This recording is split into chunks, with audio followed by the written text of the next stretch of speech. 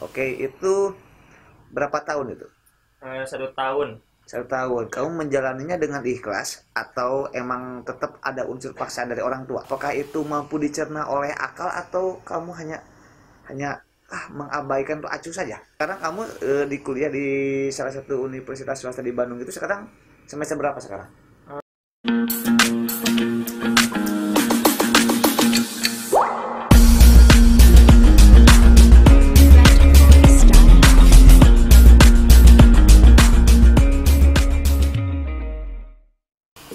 Oke, assalamualaikum warahmatullahi wabarakatuh. Berjumpa lagi dengan saya Rifan Adel Hakim untuk mengupas kisah-kisah permasalahan antara seorang dengan orang lain. Dan pada kali ini kita akan membahas dengan seorang mahasiswa yang memiliki problem di salah satu universitas swasta yang ada di Kabupaten Bandung. Oke, selamat malam Kang Randy. Selamat malam, Pak. Oke, Kang Randy itu kuliah di Universitas TIT ya. Yes. Oke ya. Di salah satu universitas, mungkin universitas gak akan saya kasih tahu ya, jadi mohon maaf ya. Nah, Kang Randy memiliki problematika yang terkadang ketika dosen memberikan tugas secara daring itu ternyata kata dia itu sangat amat membingungkan. Tapi sebelum Kang Randy untuk menceritakan kisah-kisahnya bagi teman-teman yang belum subscribe, tentu saja silakan kalian subscribe saja karena subscribe itu gratis. Dan jangan lupa aktifkan lonceng notifikasinya biar kamu jadi orang yang pertama yang menonton video selanjutnya. Jangan lupa di like, di share ke teman-teman kamu biar teman-teman kamu juga tahu apa yang kamu tahu. Oke. Kang Randy, tanggapan Kang Randy mengenai sistem pembelajaran secara daring ini, khususnya bagi Kang Randy sebagai mahasiswa ya, itu gimana tanggapannya? Menurut tanggapan saya, untuk sistem pembelajaran daring itu kurang efektif. Kurang efektif. Karena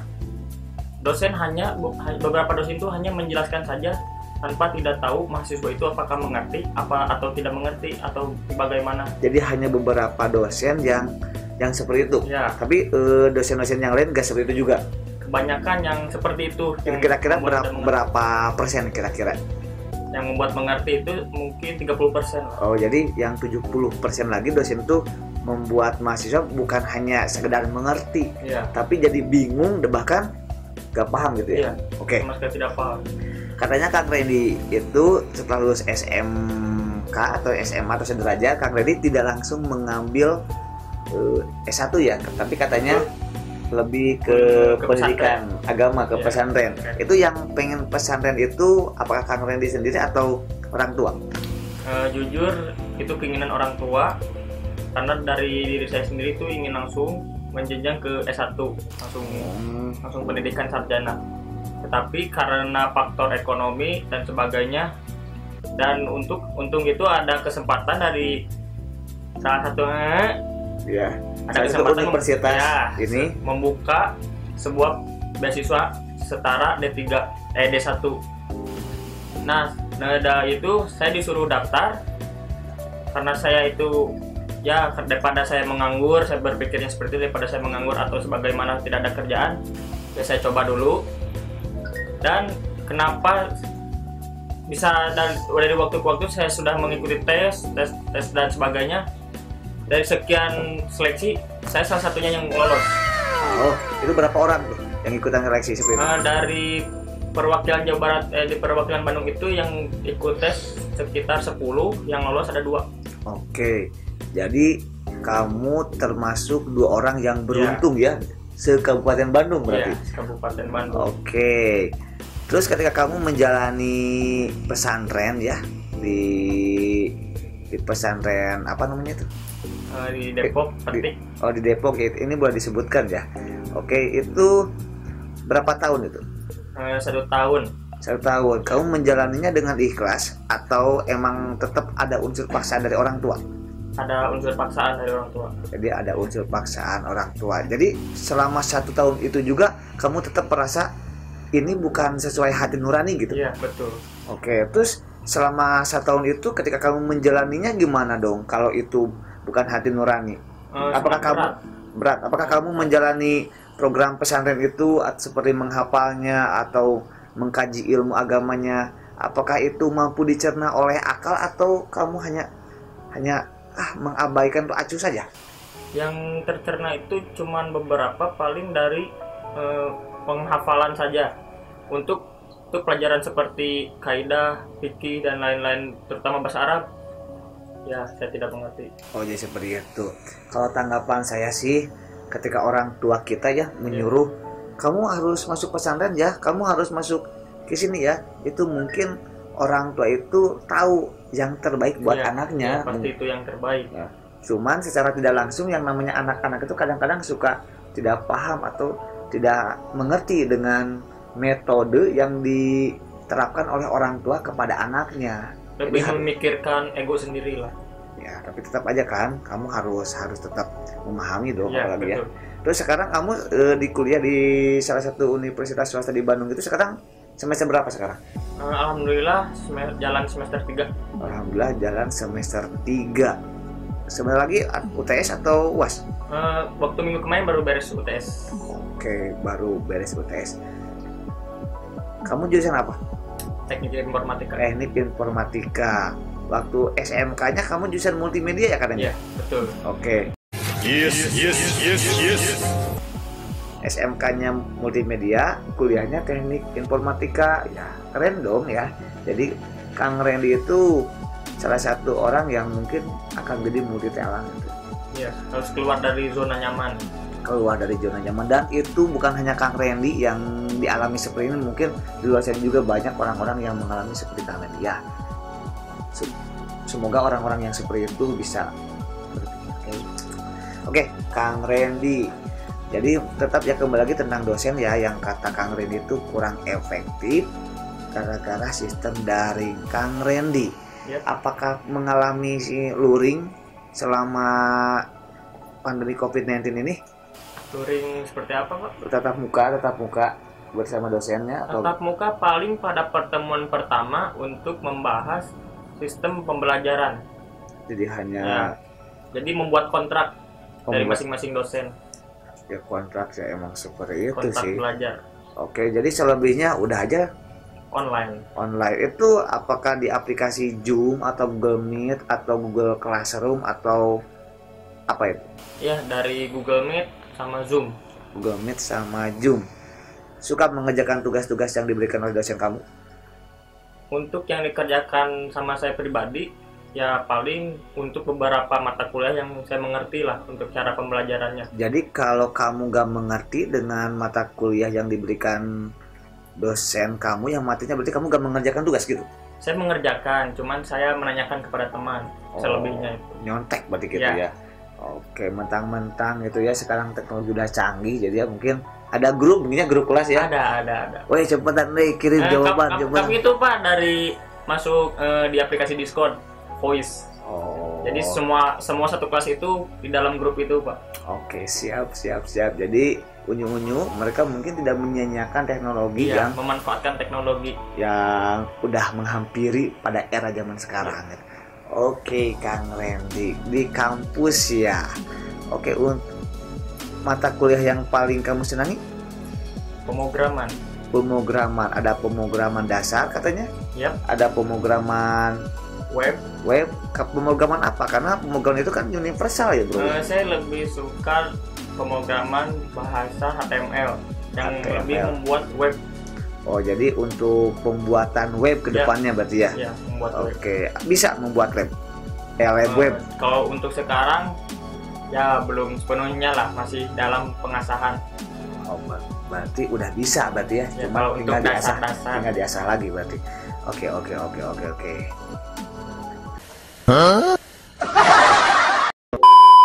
Oke, Kang Randy. Kalau udah mengerjakan tugas, apakah dikumpulkannya emang lewat sistem online juga atau dikumpulkan harus ada pertemuan ke dosen yang bersangkutan? Untuk pengumpulan tugas itu di kampus kami kan sudah menyediakan web yang namanya LMS. Ya. Nah, dari pengumpulan tugas, absensi semuanya di sana, Pak.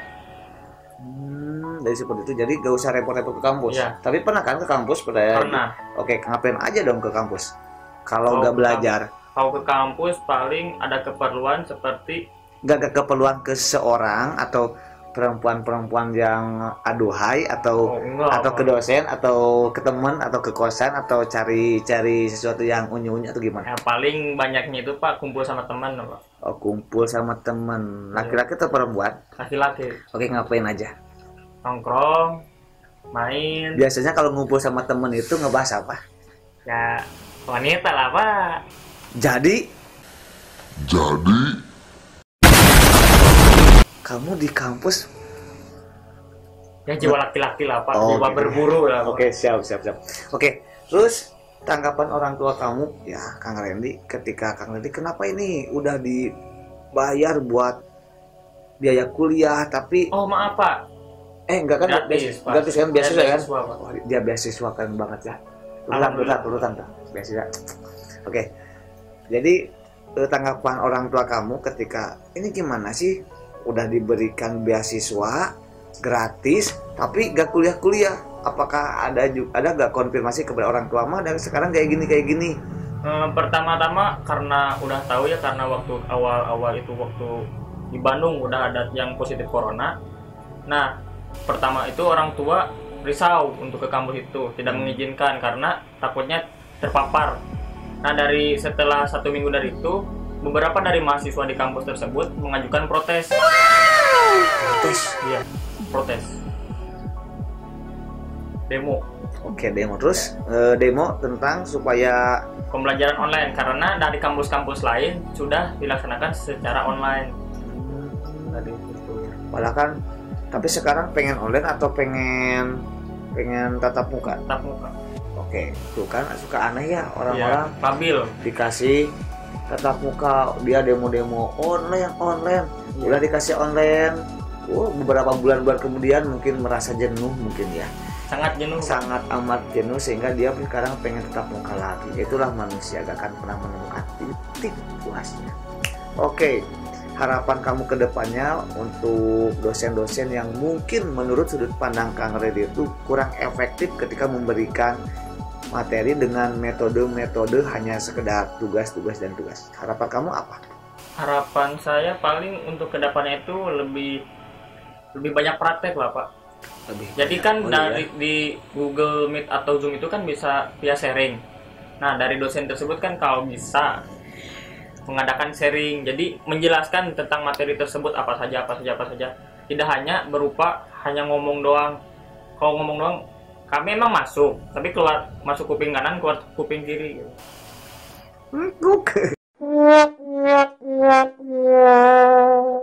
Ya. Oke. Jadi emang sih kalau yang namanya lebihnya ke produktif berarti ya. Ya.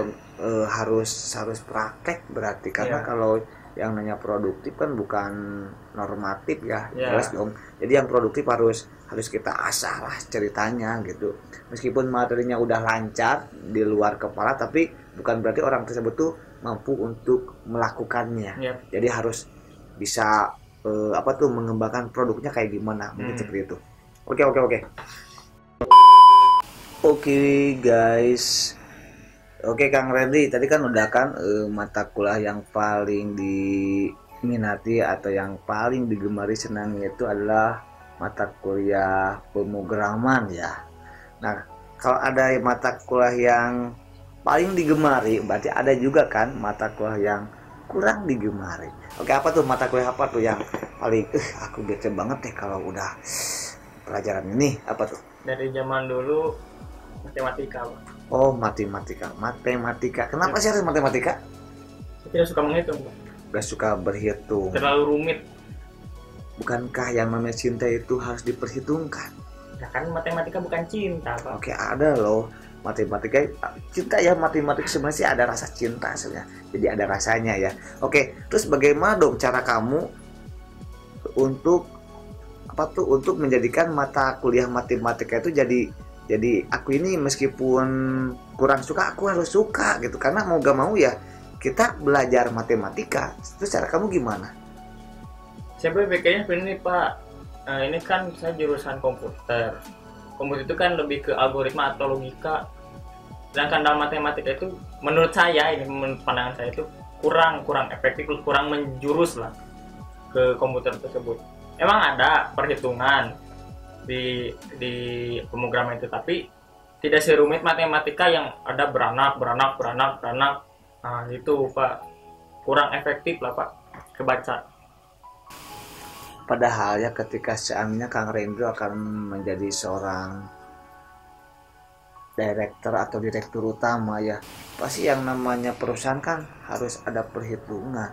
Mungkin di sanalah manfaat matematika ya, sebenarnya. Tapi terkadang itulah orang-orang kadang-kadang selalu memandang sebelah mata dengan yang namanya matematika. Contoh, ketika dia itu jurusan IPS, mohon maaf ya, ada kan ya di SMA ada jurusan IPS. Sebenarnya orang-orang IPS gak suka yang namanya perhitungan, gak mau pelajaran matematika, tapi akan ketemu lagi yang namanya matematika meskipun dia masuk ke perguruan tinggi juga, karena yang namanya matematika ya mau gak mau ya pasti akan selalu ada di dalam kehidupan sehari-hari ya kan ya. Betul. Contohnya membeli ini ya kita harus diperhitungkan berapa persen nih, ada diskon nih, kan seperti itu juga. Oke lah, ada saran nggak buat teman-teman kamu ya, biar teman-teman kamu juga tahu bahwa kamu ada di sini udah mencurahkan tentang masalah pribadinya, tentang perkuliahan yang namanya perkuliahan daring. Ada saran nggak buat atau pesan-pesan, kesan-kesan buat teman-teman kamu, atau aku kangen nih atau gimana nih? Saran paling kejarlah mimpi sampai ujung manapun. Kejarlah mimpi sampai ujung manapun. Atau ini Pak, ada tag Pak. Apa? Belajarlah sampai negeri Cina dan dimulai dari Bandung. Belajarlah sampai ke negeri Cina dan dimulai dari Bandung. Iya. Hei, bukankah corona itu adanya di Cina? Ini kan, gimana? Kan startnya dari Bandung. Ntar kalau di Cinanya udah tidak ada corona, baru ke Cina. Oh, gitu, jadi kalau Pak, sudah negara Cinanya itu sudah ternetralisir ya dari yang virus corona, insya Allah. Oke, ada salam-salam buat teman-teman kamu. Terima kasih yang sudah menonton. Tolong diambil pesan positifnya, buang jauh-jauh yang negatifnya, dan mohon maaf bila ada kesalahan-kesalahan kata. Saya juga manusia, pasti banyak kesalahan. Mungkin seperti itu Pak. Oke, teman kamu yang paling unyu-unyu, yang paling ngangenin tapi ngeselin siapa? Unyu-unyu, ngangenin, ngeselin. Teman-teman sekolah Pak. Teman-teman sekolah, jadi kami sama teman sekolah ya, sama-sama SMK berarti ya? Iya, satu kelas. Satu nama siapa?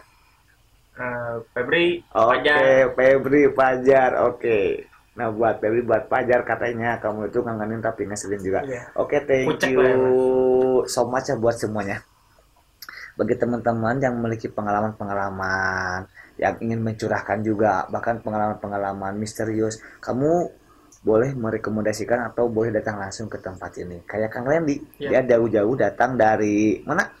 Dari Ibun Pak. Dari Ibun saat datang ke sini katanya ingin mencurahkan dari lubuk hati yang paling dalam mengenai pembelajaran sistem online. Oke, thank you so much. Sekali lagi bagi teman-teman yang belum subscribe channel saya, silakan kalian subscribe channel saya. Oke, thank you so much. Wabillahi taufiq wal hidayah. Wassalamualaikum warahmatullahi wabarakatuh.